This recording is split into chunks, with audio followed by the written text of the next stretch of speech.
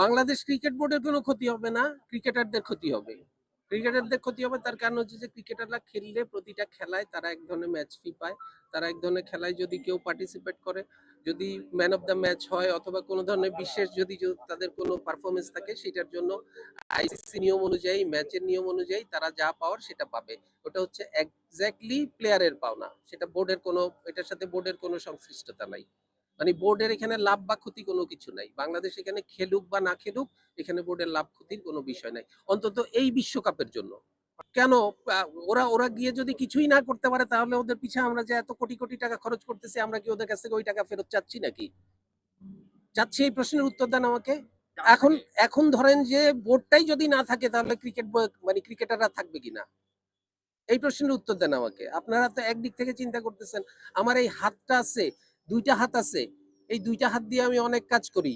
এখন আমার শরীরের সাথে হাত, আমার হাত না থাকলে শরীর থাকবে না, শরীর না থাকলে আমার হাত থাকবে না, আমার হাত না থাকলে আমার শরীর আর এই হাতের কোনো কাজ আছে? একই রকম।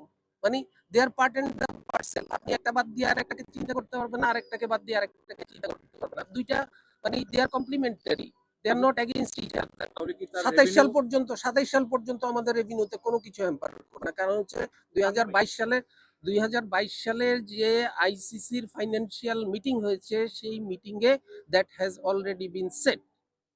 এর পরের কোনো বিশ্বকাপ বা এর পরের কোনো বাইলেটারাল সিরিজ বলি, ইন্টারন্যাশনাল বলি, সেগুলোর সাথে এটার সম্পর্ক থাকতে পারে। সেগুলোর জন্য কারণ হচ্ছে, ধরেন একটা প্রশ্ন করতে পারেন যে আমাদের পরবর্তী যে সমস্ত এফটিপি অনুযায়ী যে সমস্ত দলগুলি আমাদের দেশে আসার কথা তারা আসবে কি আসবে না, এটার অনেক অনেক মানে ইয়েস নো ভেরি গুড প্রশ্ন থাকতে পারে, কিন্তু এতে এতে কিছু আসে যায় না।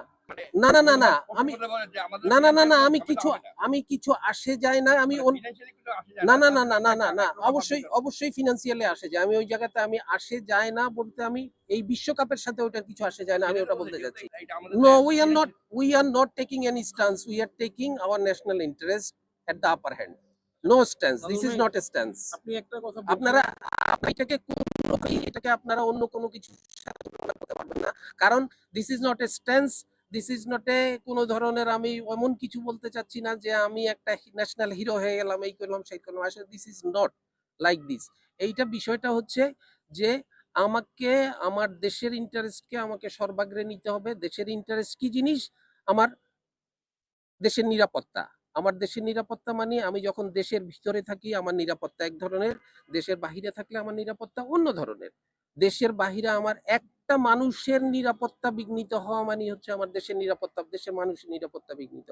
আমাদের এক মুস্তাফিজকে তারা যেইভাবে হিউমিলিয়েট করে আমাদেরকে বের করে দিল, তারপরে ওরা একের পর এক প্রোপাগান্ডা চালায়, বিভিন্নভাবে তারা প্রোপাগান্ডা চালালো যে এই না করলে এরা দেশ না, এদের কোনোভাবেই কিছু হবে না। তো তারপরে আমরা কোনোভাবেই আমরা ওদের পুরা একটা মুস্তাফিজের জন্য যদি আমরা না করতে পারি, নিশ্চয়তা আমরা না পাই, আমরা, আপনারা চিন্তা করতে পারেন যে আমাদের এই এত খেলোয়াড়রা সবাই যাওয়ার পরে কারো একজনের গায়ে যদি কোনো একটা পড়ে, তখন আপনারাই তো আমরা মানে একসাথে পড়ে পড়বেন যে দেশ কি করলো, ক্রিকেট বোর্ড কি করলো, এত নিরাপত্তা চিন্তা ভাবনা না করে আমাদেরকে কেন, ওদেরকে কেন পাঠায় দিল, তখন আপনারাই বলবেন। আজকে যেই আপনারা ওদের পক্ষে কথা বলতেছেন, তখন এরপরে আপনারা ওদের ওদের আবারও ওদের অন্য পক্ষ নিয়ে আপনারা তখন বিসিবি কে আবার আপনারা আঘাত করবেন, কারণ কেন পাঠালো।